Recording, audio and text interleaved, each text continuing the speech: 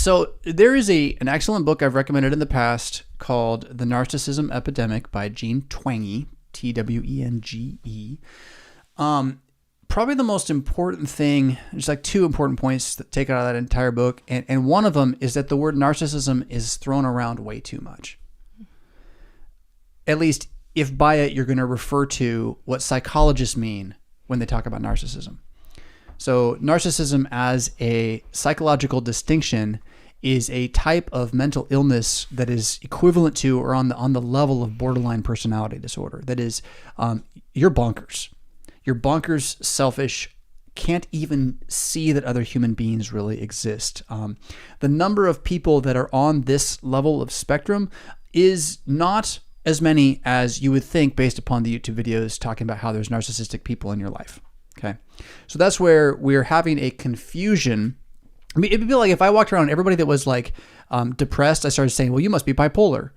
Like that's just it's an over application of the idea. All right. Now, that being said, narcissism is called narcissism because of a Greek story about a guy who loved himself so much that he stared at himself in a pond until he turned into a flower because he just had been there so long. The gods were like, well, I guess you'll just stay there. And then there's a flower called a narcissus, and it's a very pretty flower. And that's the story. And it's kind of like a morality tale about not loving yourself too much. So that's fine too. So when you're out in the YouTube world though, and you're running into all these people like diagnosing, like there's too much narcissism going on.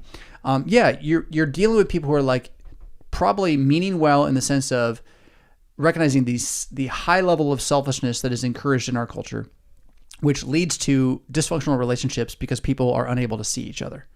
At the same time, many of these same counselors are going to be telling you that the answer is to love yourself more, to spend more time with yourself and all this kind of stuff, which is actually the problem in a lot of ways. So bringing my answer home, I said there were two things to say from that book. One was, again, that we overuse this term. The other one is that there is a increase in diagnosable narcissistic personality disorder in the American populace over the last 20 years. Like the percentage is higher, to be sure. And like, if you're on your phone all the time, look at me, like, yeah, it's going to happen.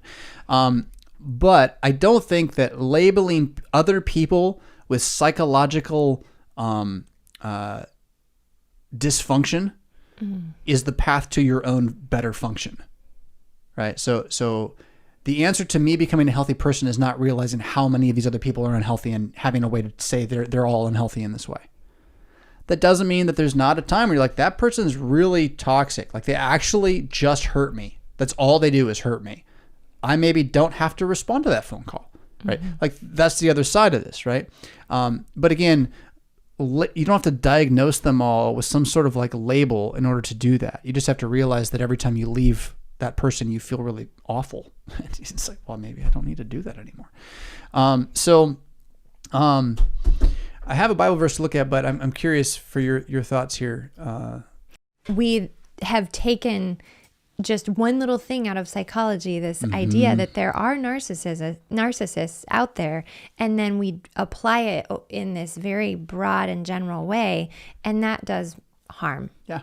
The way that having a zombie dog can do harm. As opposed to trying to understand the selfishness of human nature and where it belongs in theology, we turn to a science mythology as a way of keeping the evil far away, right? Rather than recognize the evil is generally within. So I thought that Romans 2 kind of gave a nice description here of, and this is what human nature is, right?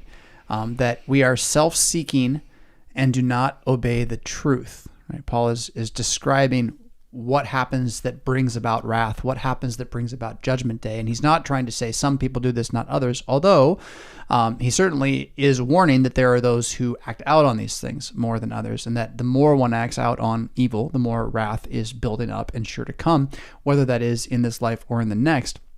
But again, he defines unrighteousness. The word unrighteousness is defined as self-seeking and not obeying the truth, right? Not holding to the truth. So to be righteous is to be not self-seeking and truth-believing. To be unrighteous is to be self-seeking and lie-believing. right? And that's his definition there. So I think that kind of gets to the idea.